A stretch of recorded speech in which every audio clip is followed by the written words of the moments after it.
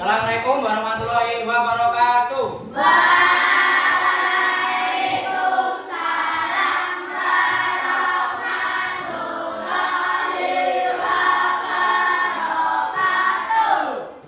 Selamat siang anak-anak kelas 5 hari ini. Siang, Pak. Kita akan pelajaran tentang coding atau KA. Sudah ada yang tahu tentang coding atau kecerdasan artifisial? Wisma. Ada. Coding itu adalah sikap penerapan atau konsep dasar dalam sebuah perencanaan. Contohnya Bapak mau ambil apa ya ini? Kalau cara membuat pop mie, nanti pelajaran kita adalah cara membuat pop mie, oke? Oke. Hari ini kelas 5 berangkat semua? Ada. Yang sudah berangkat angkat tangan? Kenji. Ya, Mas Kenji mungkin baru sakit. Kita belajar cara membuat pop mie dengan tahapan yang benar. Apakah di sini ada yang punya TikTok? Oh, semua punya. Apakah ada yang punya YouTube? Terus aplikasi itu apakah bisa berjalan sendirian? Apakah isinya itu bisa sesuai dengan keinginan kita? Bisa. Ya, bisa. Karena kita pernah mencari sesuatu, itu namanya algoritma. Jadi ketika kalian mencari misalnya nih, biasanya apa ya? Game. Apa-apa? Tempat wisata misalnya. Tempat wisata yang ada di Bantul. Pertama yang kalian ketik adalah tempat wisata yang ada di Bantul. Pasti di TikTok nanti scroll ke bawah pasti sama semua. Biasanya ya itu namanya algoritma dari si TikTok ini. Kalau di YouTube juga demikian. YouTube itu kalau kalian cari, misalnya paling atas, paman bapak kasih tahu ya. YouTube musik aja ya. Keluarnya semua musik. Musik DJ. Ya, semua di sini adalah musik judulnya. Tidak mungkin ada caca. Karena ini adalah algoritma dari musik. Itu contoh ya. Terus kita kembali ke materi tentang coding. Mungkin mulai dari kelas 5 ini sampai besok seterusnya sampai SMA, coding itu ada pelajaran baru tentang penerapan komputer atau kalau kalian mungkin apa ya namanya? Yuk kita buka dulu. Pengenalan computational thinking dari coding. Computational thinking atau berpikir komputasional. Adakah yang bermengajari dan melihat kata komputasional di sini? Jadi mungkin ada hubungannya dengan komputer ya. Komputasional itu seperti komputer. Contoh buat kamu yang sudah mendengar dengan Ya. Berpikir komputasional atau berpikir secara komputer. Didengarkan? benar. Berpikir komputasional adalah proses berpikir untuk menyelesaikan masalah dengan efektif dan efisien. Dalam Ya, apa tadi? Berpikir efektif dan efisien. Ya, itu adalah coding. Berpikir efektif dan efisien. proses berpikir ini dilakukan sebelum mulai menulis coding atau pemrograman. Jika sudah direncanakan dengan baik, maka coding yang ditulis akan sesuai dengan kebutuhan dan dapat diselesaikan dengan cepat dan tepat. Tapi ternyata berpikir komputasional juga bisa dilakukan tanpa komputer dan tanpa internet ya. Maka sebenarnya kita pun sudah menerapkannya dalam kehidupan sehari-hari, mulai dari menjelaskan ide, mencatat tugas pelajaran, hingga menyiapkan tas untuk sekolah besok. Wah, kalau kita sudah bisa menerapkannya setiap hari, berarti kita semua sudah mahir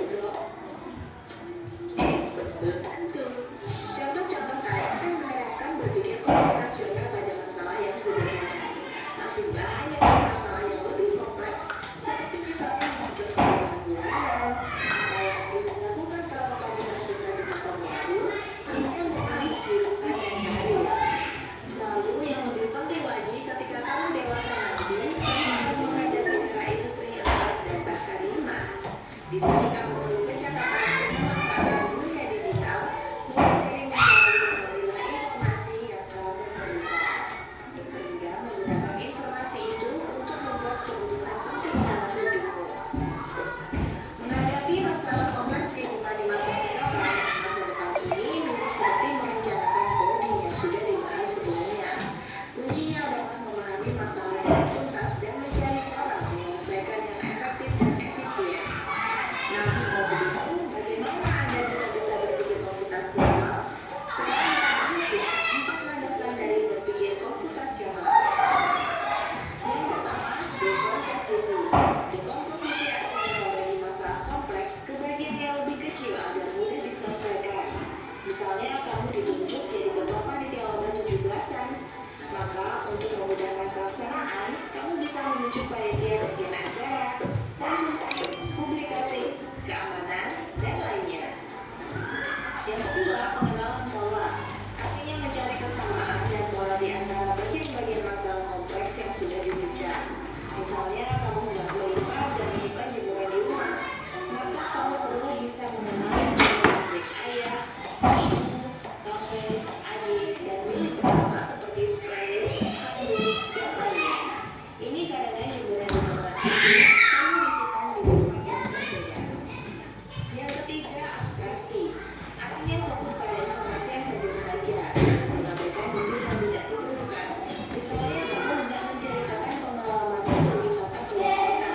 Jadinya kamu mengalami banyak hal dari mulai berangkat bus, berfoto bersama, makan di restoran, menginap di hotel, hingga perjalanan pulang. Tapi nggak mungkin kan kamu ceritakan semua kejadian dengan detail pada teman-temanmu. Nah, ini salah satu pengalaman komputasional berpikir secara komputer. Jadi semua kalian yang lakukan itu harus berpikir secara berurutan atau bisa dibilang itu komputasional secara urut.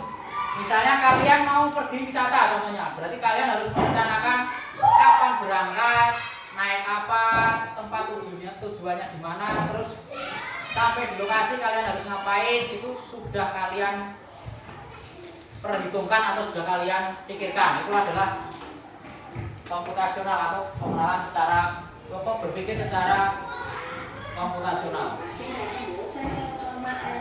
Jadi, kamu harus mencari beberapa kejadian yang menarik saja untuk diceritakan pada teman. Yang terakhir, algoritma. Ini membuat alur penyelesaian atau membuat aturan yang diikuti untuk menyelesaikan masalah. Misalnya, kamu diberi daftar belanja di supermarket oleh ibu. Ada minyak goreng, telur, roti, sayur, dan kopi. Lalu, kamu harus buru-buru karena ibu sudah mau memasak dengan minyak goreng itu. Nah, kalau seperti ini, satu cara yang efisien misalnya mulai dengan mengambil barang yang paling dekat dari pintu masuk hingga terakhir yang paling dekat dengan kasir. Nah, itu dia 4 landasan berpikir komputasional yang perlu diterapkan untuk memecahkan masalah yang kompleks. Lalu berikutnya, apakah ada cara untuk mengasah kemampuan berpikir komputasional? Tentu ada. Selain bisa coba kamu terapkan ke masalah sehari-harinya, kamu bisa juga latihan soal untuk mengasahnya. Misalnya, gurumu akan memberikan soal-soal computational thinking di mata pelajaran matematika, bahasa Indonesia, dan IPAS dalam kurikulum mereka. Selain itu, kamu bisa ikut tantangan bebas Indonesia juga. Yuk, coba simak satu contoh soal computational thinking. Dalam bis studi wisata, ada 3 kelompok anak yang akan diantarkan ke 3 tujuan berbeda. Bis berhenti pertama di restoran, lalu hotel, dan terakhir di museum. Hanya ada satu tempat penyimpanan koper di samping bis, yang hanya bisa dibuka dari satu pintu. Sopir bis ingin mengatur koper-koper penumpang hingga mudah dikeluarkan. Lalu supir bis menentukan urutan memasukkan koper-koper itu ke dalam tempat penyimpanan. Pertanyaan, koper kelompok anak yang mana yang dimasukkan terakhir? Ya, ini kita bantu Pak sopir untuk meletakkan koper-koper secara berurutan. Koper kelompok anak yang mana yang dimasukkan yang paling terakhir kalau di sini. Karena tujuan kita adalah ke museum, tapi harus melewati restoran dan penginapan atau hotel. Kita Anak yang ingin pergi ke museum. B. Anak yang ingin pergi ke restoran. C. Anak yang ingin pergi ke hotel. Ya, kalau kalian bisa nebak saja, bebas. Yang mana yang koper yang dimasukkan paling terakhir? Yang akan ke museum. Oke, kita simak lagi. Yang mana pun boleh. Soal ini diadaptasi dari challenge.theglass.org. Kalau kamu tahu, coba ya dijawab di kolom komentar. Kejar cita, kejar ilmu, raih cita. Ya, contohnya itu ya. Dari ini tadi, adakah yang sehari-hari pernah menerapkan ilmu komputasional?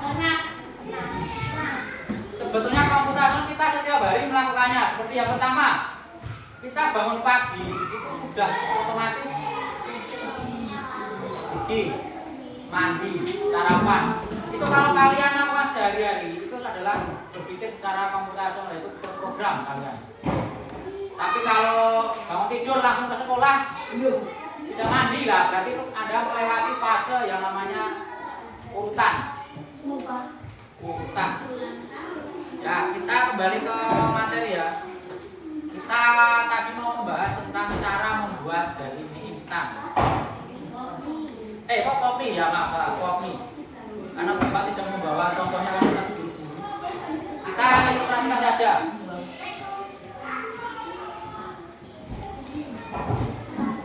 Cara membuat kopi yang benar sesuai urutan. Apakah boleh kita memasukkan bumbu terlebih dahulu? Boleh saja. Benar atau tidak? Yang pertama kita masukkan bumbu, lalu kita memasak air. Setelah air mendidih, baru kita tuang air. Ya, berarti urutan yang benar adalah kita panaskan air dulu. Setelah mendidih, kita tuang ke mie, dicampurkan ke bumbunya digunting. Kita campurkan bumbu mie dan ada saus biasanya. Lalu kita tuang air panas secukupnya. Kita tutup. Lalu diamkan selama kurang lebih 3 menit. 1 jam. 1 jam jadi retek. Kita kurang lebih 3 menit. Lalu baru aduk, lalu bisa dinikmati. Apakah proses itu bisa kita rubah? Contohnya, kayak misalnya tunggu 3 menit dulu, terus baru kita masukkan air panas. Bisa nggak? Bisa saja, tapi nggak jadi-jadi. ya betul, masih nggak jadi-jadi.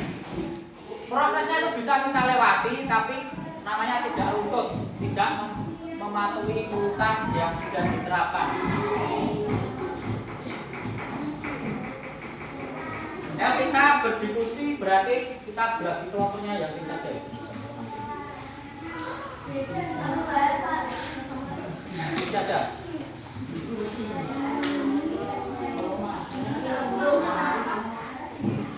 Nomor 1 apa saja, nomor 1, nomor 2,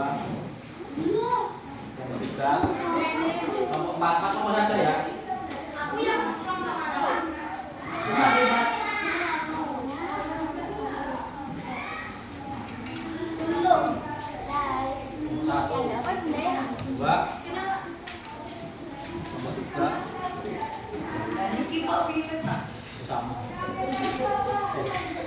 3 ya.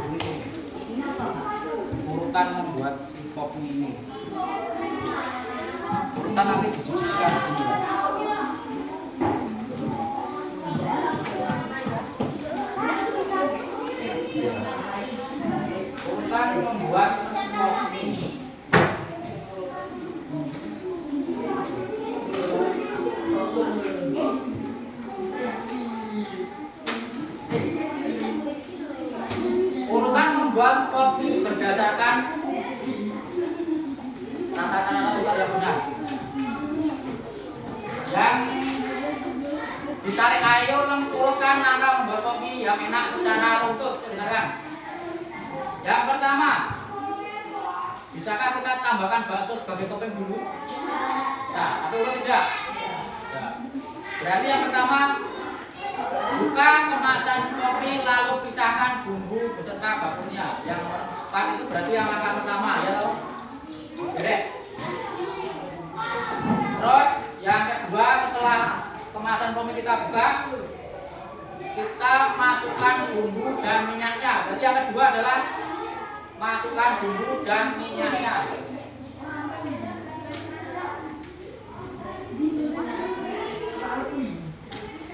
Langkah yang ketiga, tuangkan air panas secukupnya.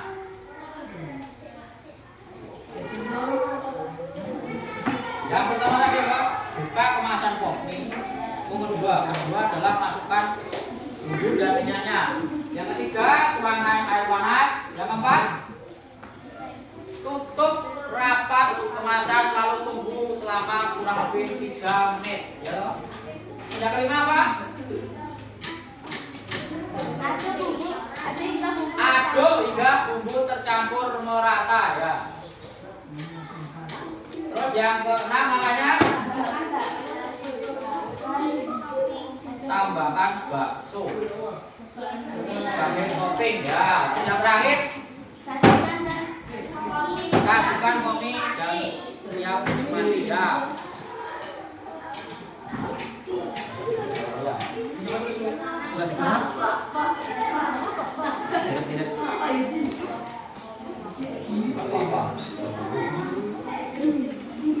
Ya, itu adalah cara membuat kopi secara urutan.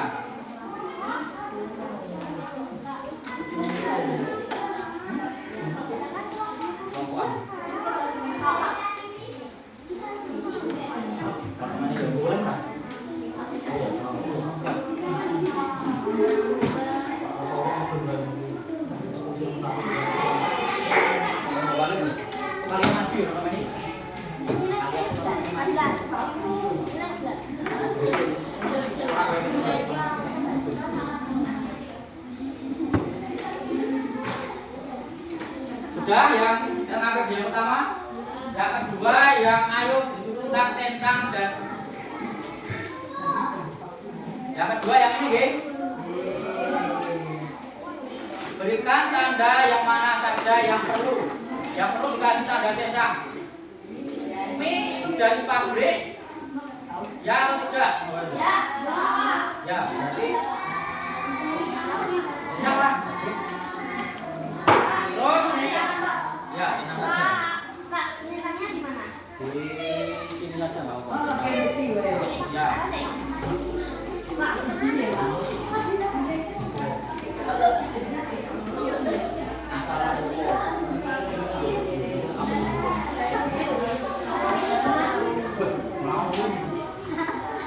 yang kedua, menghaluskan bumbu, ya atau tidak? Kalau membuat kopi perlu tidak? Tidak usah, karena sudah ada bumbu instannya atau bumbu halusnya. Berarti dikasih tanda silang. Nah, kelamaan kalau kita mau menghaluskan bumbu, ya toh? Bakso harus berbentuk bulat, ya atau tidak? Tidak. Opini. Ya, bebas, berarti yang juga bisa, oke. Sesuai selera. Sesuai selera. Siapkan air panas yang mendidih. Perlu atau tidak? Perlu, berarti dikasih tanda centang. Terus durasi waktu yang diperlukan. Pakai durasi waktu tidak? Ya, pakai durasi waktu. Nanti ya. Mengambil air di sumur perlu atau tidak? Pakai gini loh, Pak. Pakai gini loh, Pak. Berarti kelamaan, berarti tidak usah. Oseng bumbu sampai harum, perlu tidak? Tidak perlu, ya, tidak perlu mengoseng bumbu karena sudah ada bumbu instan. Ya. Masukkan bumbu dan minyak ke dalam Masukkan bumbu dan minyak, perlu atau tidak? Perlu, berarti dikasih tanda centang. Panaskan minyak, masak bumbu. Tidak, panaskan minyak, lalu masak bumbu, berarti tidak perlu. Masukkan air panas mendidih secukupnya. Perlu. Ya, perlu kasih tanda centang. Beri topeng bakso. Perlu atau tidak? Perlu. Selera. Berarti kalau selera dikasih tanda centang, karena bisa tidak, bisa iya. Tuangkan ke gelas. Perlu atau tidak? Tidak, berarti tidak usah. Ya, karena bukan mie gelas, tapi pop mie ya toh kita. Terus yang terakhir itu ada kotak apa? 7 potong. 7 potong. 7 potongan puzzle atau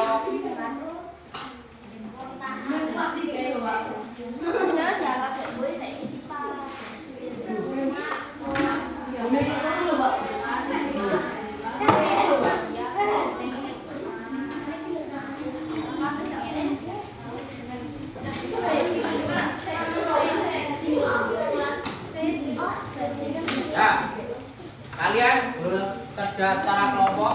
Urutan dari yang pertama membuat urutan memasak kopi tadi.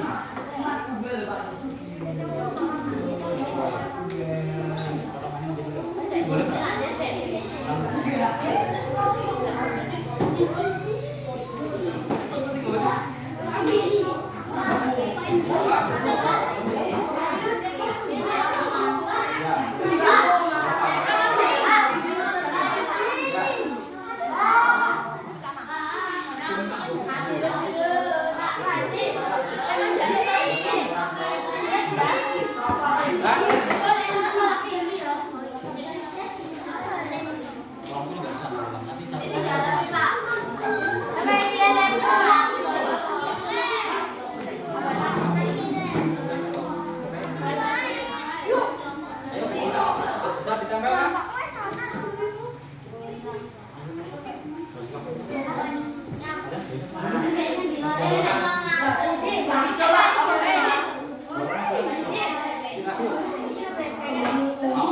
Dari sini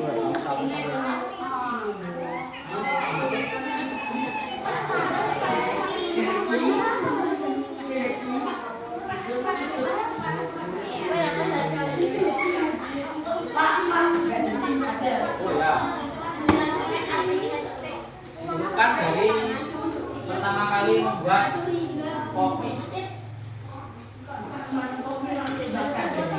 Bukan masak kopi lalu hidangkan. Hidangkan, wah berarti mentah-mentah.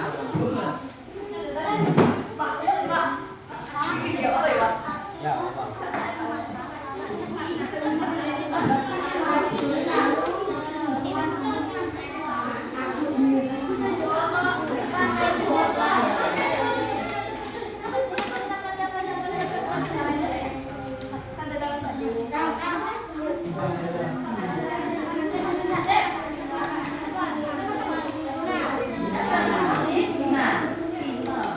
Kelompok 4 sudah hampir selesai.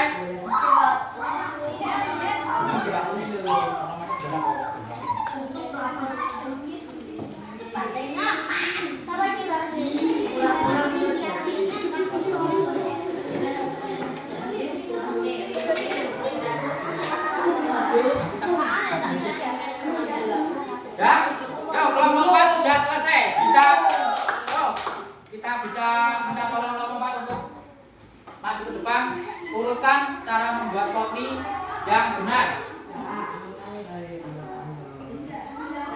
Maju.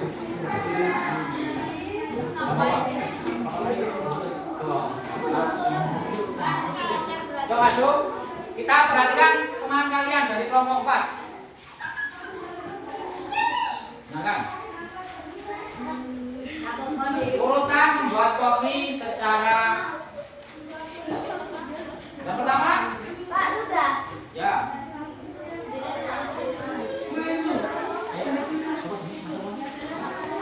Mas Ali itu badangan yang keras.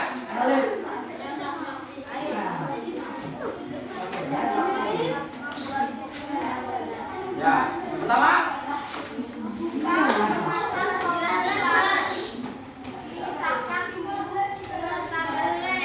ya, pisah, buka, tutup, lalu pisahkan bumbu beserta.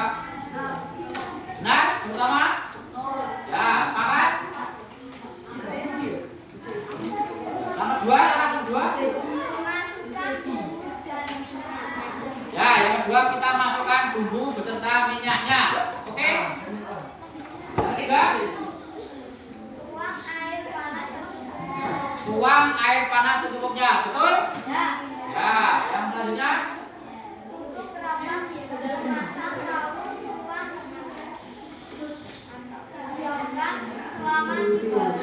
ya, kita tutup, lalu kita diamkan selama kurang lebih 3 menit. Ya. Selanjutnya, aduk. Terus yang terakhir,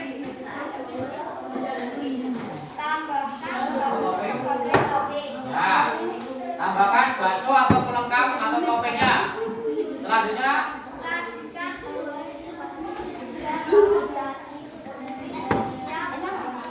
ya, yang terakhir adalah sajikan untuk dinikmati. Oke, kita beri tepuk tangan untuk kelompok 4. Ya, yang lain boleh dilanjutkan. Nah, duduk, terima kasih. Ya, oke. Bagus. Kasih mutan. Oke, kita bahas. Ayo kelompok 3 kok. Ini kami baik. Ayo. Nah. Dari pelajaran membuat kopi hari ini ada yang susah untuk dipahami? Ada. Menarik dan mudah sekali bukan?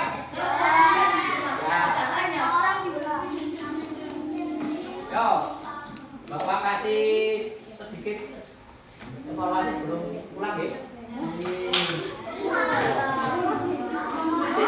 Cara membuat kopi itu adalah, dengarkan, urutan atau namanya konsep dasar dari urutan awal atau semua adalah terstruktur dari membuka tutup, lalu menuangkan bumbu, menuangkan air, lalu kita tutup lagi secara rapat, kita diamkan kurang lebih 3 menit. Itu adalah urutan cara membuat kopi yang namanya terkonsep. Itu adalah pelajaran coding hari ini. Ya, bagus.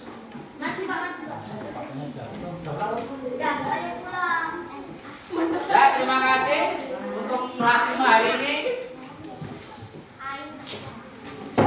Pelajaran kita cukupkan, sampai ketemu minggu depan di coding berikutnya.